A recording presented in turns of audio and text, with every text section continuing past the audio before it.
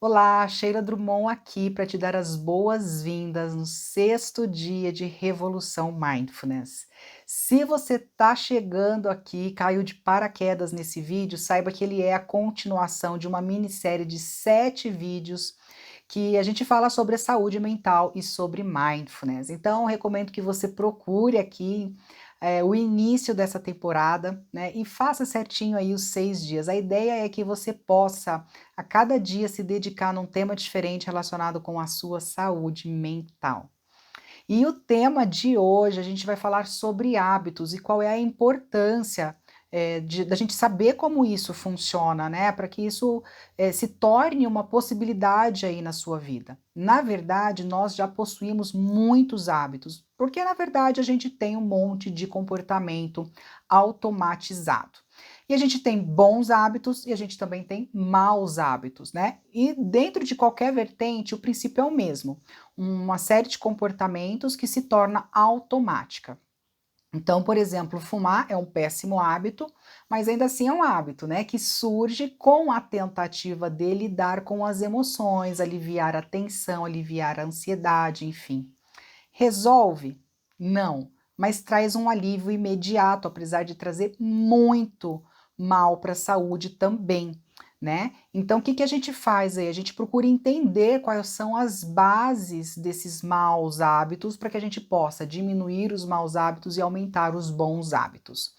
E você vai ter mais conteúdo sobre isso, um conteúdo destrinchado, auto-aplicável dentro do Revolução Mindfulness 30 dias, tá bom? Porque esse é um conteúdo realmente muito específico. O que eu quero te trazer aqui são princípios básicos para que você possa, desde já, começar a construir a meditação como um hábito na sua vida. E para isso a gente precisa de 3 passos fundamentais. E esses passos são ambiente, postura e constância. No primeiro passo, que é relacionado aí ao ambiente, eu recomendo fortemente que você tenha um ambiente propício para meditação. Não precisa ser um lugar super elaborado, é um cantinho que você vai ter aí na tua casa, para que você possa se dedicar à prática. E é importante que você coloque aí nesse teu cantinho alguns objetos que façam sentido para você quando o assunto é meditação. Não estou falando que você precisa ter um altar e parafernálias, não, isso pode ser extremamente simples. Eu, por exemplo, gosto de ter ali um aromatizador, né, de ambiente, que eu coloco um óleo essencial numa sinergia própria para meditação, e gosto de ter um bonequinho ali, como esse aqui, ó. Tá vendo? Um bonequinho desse aqui na postura de meditação. Aqui tem um sino também, eventualmente eu gosto de usar esse sino também, e sempre tem algum verdinho assim espalhado pelo meu cantinho de meditação, porque são coisas que me trazem sensação de bem-estar. Então, todas essas coisas que eu tô te falando, fica no criado mudo da minha cama, porque eu medito ali no meu quarto, no chão, coloco minha almofadinha de meditação ali, medito, levanto, guardo minha almofadinha e vida que segue. Então, quando você tem um ambiente preparado para isso, é mais fácil de você associar com a prática, tá? Esse é o primeiro passo. Arrume um ambiente que pode ser um cantinho bem pequenininho, pode ser móvel também, né? No sentido de você poder levar para outros lugares aí tuas coisinhas de meditação, tá bom? O segundo passo é postura, e daí tem várias coisas aqui que eu preciso te dizer. A primeira delas é, num primeiro momento, a postura física em si, ela não é tão importante. Vale lembrar que mindfulness, tal como nós conhecemos hoje, né, como como prática complementar da saúde mental e física, ele nasceu dentro de um âmbito hospitalar, nasceu, digamos assim, dentro da ciência, tá? Porque como a gente sabe, mindfulness é muito antigo, ele vem do budismo, né? E dentro da prática do budismo tem lá uma origem específica e tem uma função específica. E lá na década de 70, John Kabat-Zinn trouxe para dentro do Hospital Tecnológico de Massachusetts a prática de mindfulness de uma maneira experimental e foram feitos ali estudos científicos em cima disso e aí descobriu-se ali uma grande mina de possibilidades através de mindfulness, tá? Então, esse mindfulness, quando eu falo na sua origem, esse mindfulness mais técnico, mais científico, ele é um pouco diferente da origem do budismo, tá bom? Então, são duas coisas diferentes, tá? esse mindfulness que a gente está trabalhando aqui é uma prática que não tem, é uma prática laica, então não tem nenhum sistema de crença envolvido nesse processo, tá? Então, inclusive, mindfulness é uma técnica, uma metodologia que respeita e que te incentiva muito nas tuas crenças espirituais, sejam elas quais forem, tá bom? Isso aí não influencia em nada.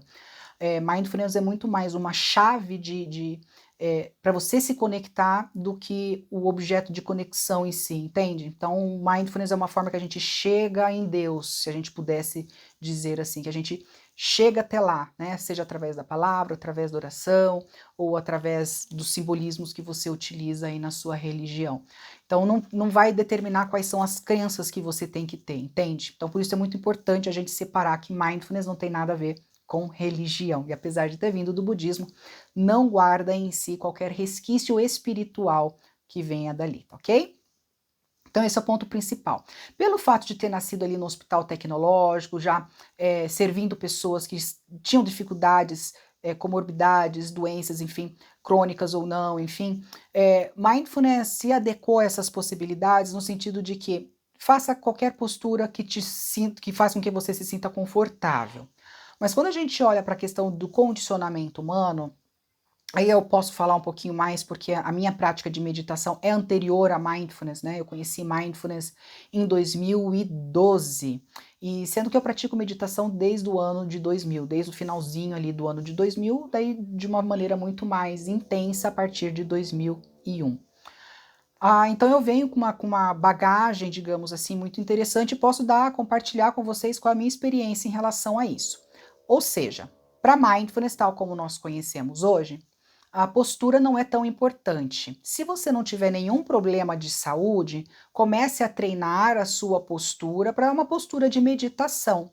E aí eu vou deixar para vocês aqui, né, quais são as posturas de meditação possíveis, tá bom? E você escolhe uma delas e você mantém. E é claro, porque para a gente poder manter um tempo maior dentro de cada uma dessas posturas, realmente a gente precisa aí de um treinamento físico, de costume e assim por diante. E a gente chama esse processo também de condicionamento.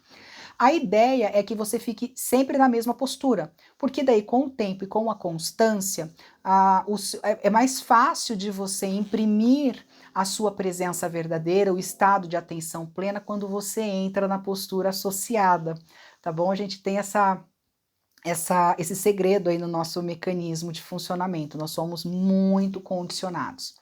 E a gente está falando, obviamente, aí também da questão do hábito, também está atrelado a isso, tá? Mas, caso você tenha qualquer problema de saúde relacionado à coluna, joelho, que te impossibilite escolher uma das posturas tradicionais de meditação, você vai fazer essa postura aqui, ó, que é uma postura deitada, a gente chama de postura do astronauta. Não tem problema nenhum. Você também pode meditar sentado numa cadeira, tá bom? Sem problema nenhum. E claro que todo o aparato aí, né, de possibilidades dentro da meditação, o Zafu ou os banquinhos de meditação também são maravilhosas opções aí para você experimentar. Eu particularmente prefiro o Zafu, me acostumei já há muito tempo. Então a gente vai testando, tá bom? Durante muito tempo eu usei uma almofadinha, apenas recentemente que eu adquiri um Zafu realmente tal como tem que ser, né? Que ele é feito de uma maneira específica, a gente tem que tomar muito cuidado com o que vem dentro dele, porque às vezes as pessoas colocam espuma e tudo mais, e deforma conforme a gente vai utilizando. Então, aliás, se você quer saber qual o melhor Zafu para você comprar, o que tem que ter dentro, o que é o melhor, enfim, eu vou te convidar para entrar no grupo do Telegram, tá bom? Que eu vou deixar o link aqui. E esse grupo do Telegram eu vou dividir lá com vocês qual é a melhor forma de você escolher o seu Zafu. E também vou te deixar até a indicação de um lugar que foi onde eu adquiri o meu. E o terceiro passo fundamental é a constância, tá? A constância é a chave, na verdade, que vai te trazer os resultados de mindfulness, né? Resultados esses que são comprovados pela ciência, né? Então a gente sabe que redução de estresse, inclusive com a redução do cortisol, o hormônio do estresse no sangue também diminui com a prática de mindfulness. A melhora nos quadros de ansiedade, a melhora nos quadros de depressão, né? Então tudo isso, todos esses efeitos aí estão associados à prática, são efeitos já comprovados pela ciência, tá? Então isso é muito importante falar, que mindfulness é altamente, foi altamente pesquisado pela ciência, e todas as comprovações que nós temos hoje, pelo menos as que eu divido com vocês pelas redes sociais, são de bons estudos, ok? Gente, é super importante falar que quando a gente fala em constância, a gente está falando ali naquela coisa dia após dia.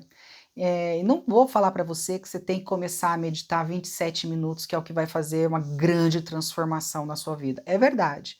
Se você conseguir meditar corretamente por 27 minutos por dia e manter isso por 2 meses, daqui 2 meses você vai ter uma coisa fantástica acontecendo na tua vida, não tenho dúvidas disso. A ciência também comprova isso, inclusive.